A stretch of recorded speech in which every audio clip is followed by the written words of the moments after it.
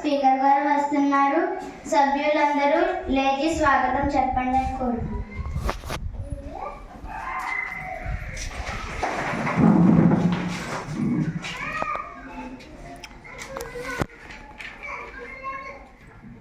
సభకు నమస్కారం.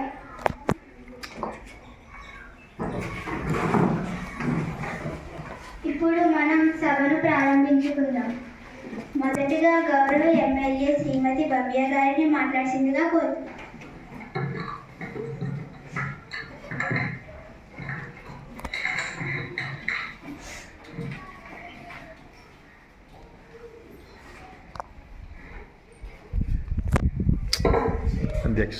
అధ్యక్ష 2024-25 ఆర్థిక సంవత్సరంలో విద్య మీద 12.1% బడ్జెట్లో కేటాయించారు. వచ్చే ఆర్థిక సంవత్సరానికి ఇది 15% వచ్చేలా చర్యలు తీసుకోవాల్సిందిగా గౌరవ విద్యాశాఖ మంత్రి గారిని కోరుచున్నాం. ధన్యవాదాలు అధ్యక్ష.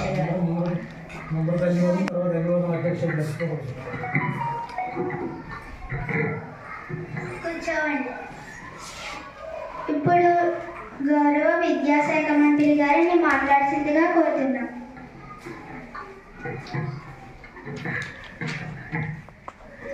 ధన్యవాదాలు అధ్యక్ష. గౌరవ శాసనసభ్యులు అడిగిన ప్రశ్నకు సమాధానంగా వచ్చే ఆర్థిక సంవత్సరం ఖచ్చితంగా 15% నిధులు పెంచుటకు ఈ ప్రభుత్వం చర్యలు తీసుకుంటుందని గౌరవ శాసనసభ్యులు వారికి తెలియజేస్తున్నాను. ధన్యవాదాలు అధ్యక్ష.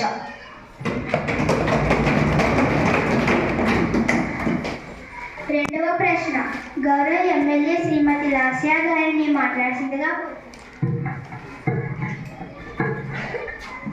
ధన్యవాదాలు అధ్యక్ష. పాఠశాల కళాశాలలో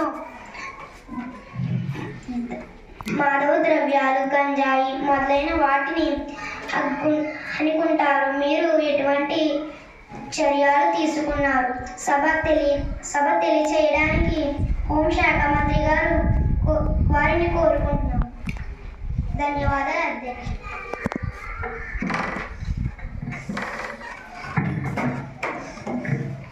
ఇప్పుడు గౌరవ హోంమంత్రి గారిని సమాధానం ఇవ్వాల్సిందిగా కోరుతున్నాం.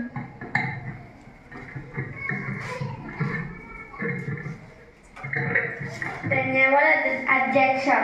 గౌరవ శాసన సభ్యులకు తెలియజేయనది ఏమంటే మా హోం శాఖ ద్వారా పాఠశాల కళాశాలలో నిరంతరం నిఘా ఏర్పాటు చేయడం జరిగింది. విద్యార్థులు మాదిగ ద్రవ్యాలు అలవాటు పడకుండా అవగాహన తరగతులు నిర్వహిస్తున్నాము.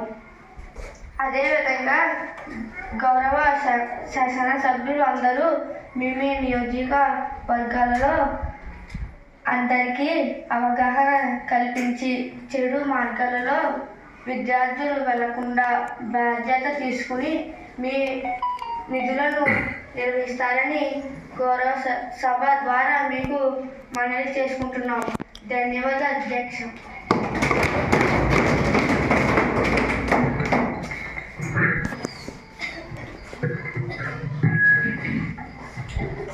మూడవ ప్రశ్న గౌరవ ప్రతిపక్ష నేత స్వామి గారిని మాట్లాడాల్సిందిగా కోరుతున్నాను.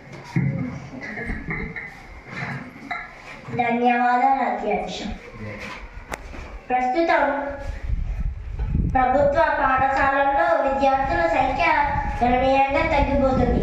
దీనికి ఈ ప్రభుత్వం ఎలాంటి చర్యలు తీసుకోబోతుందో తెలియజేయాలని కోరుకుంటున్నాం. ధన్యవాదాలు అధ్యక్ష.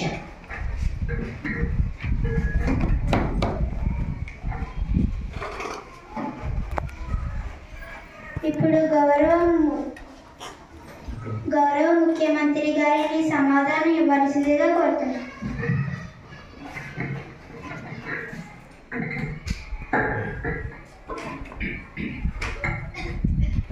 ధన్యవాదాలు అధ్యక్ష.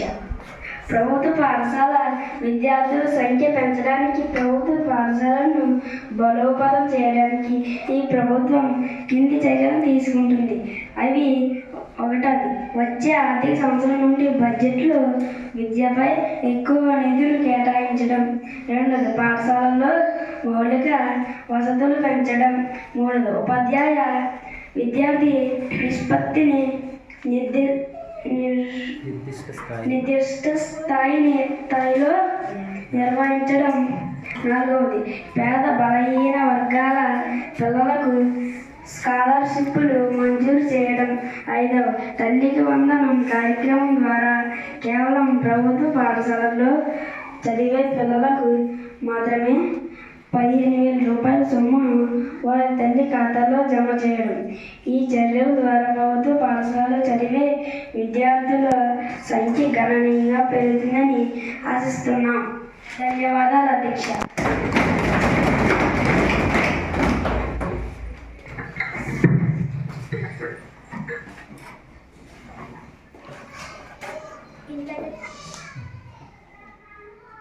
ఇంతటితో ఈరోజు ప్రశ్నోత్తరాల కార్యక్రమం ముగిసింది.